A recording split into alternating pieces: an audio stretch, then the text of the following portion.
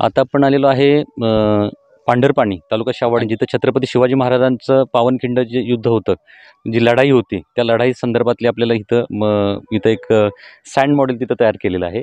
आणि ह्याचं सगळं आयोजन केलेलं आहे 22 महाराष्ट्र NCC सातारा यांनी सगळं आयोजन केलेलं आहे. छत्रपती शिवरायांच्या काळामध्ये गनिमी कावा ही युद्धनीती होती. तिला आता गोरिला वॉर असा शब्द वापरला जातो.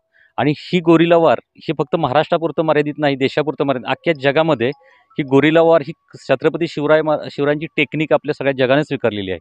आणि हे आपल्याला माहिती असणं गरजेचं आहे. पुढच्या पिढीपर्यंत ह्या गोष्टी जाणं गरजेचं आहे. आणि ह्या संदर्भात आता गोरिला वॉरच्या माहिती इथं सगळ्यांनी आपल्याला आता त्यांनी सांगितली. यांच्याकडूनच मला कळालं की गोरिला वॉर हा मराठीमध्ये शब्द आहे किंवा लोकांना अजूनपर्यंत माहीत नाही. आता ज्यावेळी शत्रुसैन्य जास्त आणि सैन्य स्वतःचं सैन्य ज्यावेळेस कमी असतं, त्या दरम्यान ही गोरिला वॉर ही युद्धाची पद्धती असते, जी आता पॅलेस्टाईनमध्ये सद्यस्थितीमध्ये चालू असणार पॅलेस्टाईन हमास आहे त्या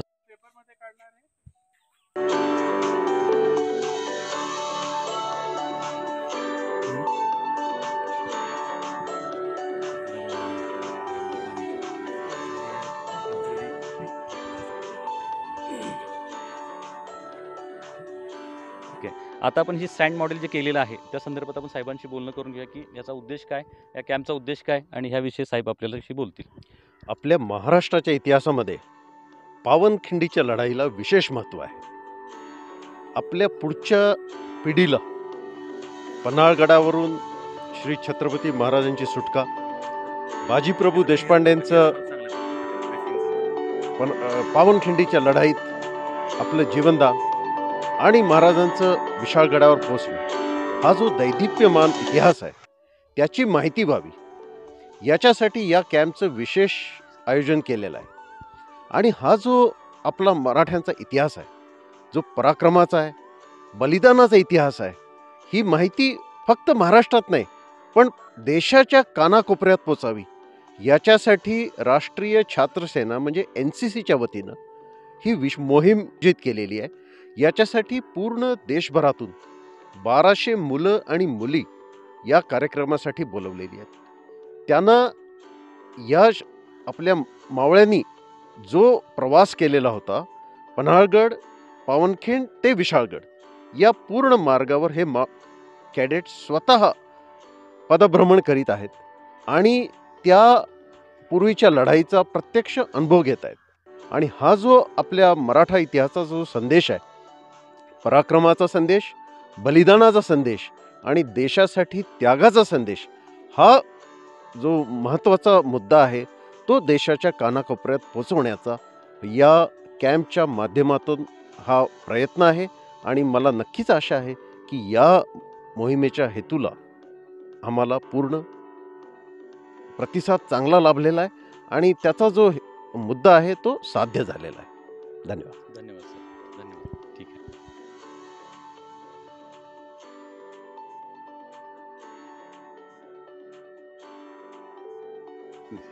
ओके, यहाँ पर इस कैंप में आके जो NCC का हमारा कैंप है शिवाजी ट्रेल ट्रैक का, ये मेरा फर्स्ट आउटिंग है ADG महाराष्ट्र टेक ओवर करने के बाद, पहला कैंप है. और मैं जो देख रहा हूँ ये जो यहाँ पे बंदोबस्त है ये बहुत अच्छा है. एंड मेरे को लगता है बच्चे थके होंगे, जब यहाँ पर आएंगे वो बहुत ही रिलैक्स करेंगे.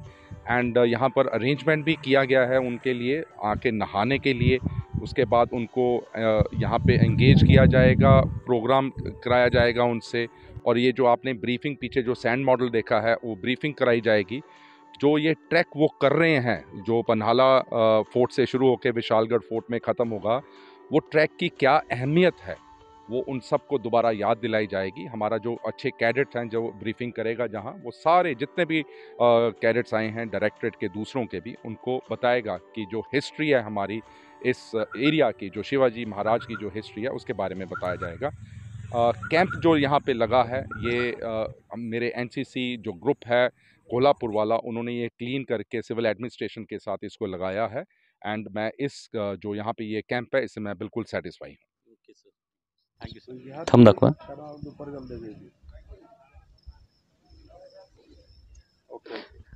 एक मिनिट.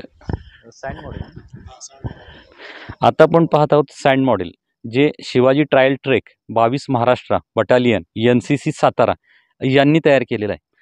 हे तयार केलेला ट्रॅक कशासाठी उपयुक्त आहे बघा. आता इथे तुम्हाला सगळा दाखवला जाईल. तर नकाशा 3D मध्येच असल्यासारखं म्हणजे आपल्यासमोर हे सँड मॉडेलच आहे. कळण्यासाठी सगळ्यात उपयुक्त आहे. हा इथं आहे विशाळगड, बरोबर? हा आहे विशाळगड आणि इथं आहे पन्हाळा.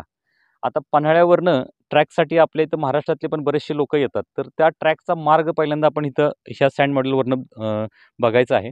आणि हा ट्रॅक सँड मॉडेल जो केलेला आहे तो Shivaji trial trek 22 Maharashtra battalion NCC Satara यांनी केलेला आहे. तर हा पन्हाळा किल्ला आहे. पन्हाळा किल्ल्याला ज्यावेळेस सिद्दी जोहरनं छत्रपती शिवाजी महाराज तिथं असताना जे वेढा दिला होता, तो वेढा तोडून 300 बांदल सैनिकांच्या बरोबर छत्रपती शिवाजी महाराज इथनं निघाले होते. आणि ह्या रस्त्यामध्ये कुठल्या रस्त्याने गेले होते, अंतर किती होतं, हे आपल्याला इथं ह्यामध्ये दिसतंय. आता ह्या अंतरात बघा पन्हाळा आणि हा जो लाल रस्ता दिसतो, ह्या लाल रस्त्याने छत्रपती शिवाजी महाराज ह्या रस्त्यानं इकडनं साधारण आले होते, असं आपल्याला लक्षात येईल. तर पन्हाळ्यानंतर आता आपल्याला इकडच्या भागातली सगळी माहिती मिळेल. ज्योतिबा, ही कोलोली, ही नावं फक्त मी वाचतोय अगोदर. मलकापूर, बांबवडे, सोनुर्ले, मोसम, किब्रेट, ही अशा स्वरूपाची गावांची नावं आहेत इकडची, बरोबर? आणि तिकडनं आता इकडून बघितलं तर बरं होईल. इकडनं जर आपण बघितलं पन्हाळ्यापासनं इथं विशाळगडपर्यंत एवढं प्रचंड लांब अंतर, 40,000 सैन्य पाठीमागं आणि फक्त 300 बांदल सैनिकांच्या बरोबर छत्रपती शिवाजी महाराजांनी हा वेढा तोडला होता आणि तिथनं ते आले होते. त्या दरम्यान कुठं आता तिकडचा रस्ता बघा. महाराज जे आले होते पन्हाळ्यावरनं तर बांबवडे, मलकापूर हा मुख्य रस्ता इथंपर्यंत दिसतोय आपल्याला. आणि त्यानंतर इथं जर आपण पुढं बघितलं, कॅमेरा जर आपण इथं लक्ष दिलं, इथं कोडवी रिव्हर, कोळगाव ह्या मार्गे इथंवर आले होते. आत्ताच ह्या सँड मॉडेलमध्ये आपण आहे तिथं पांढरपाणी जवळ आहे.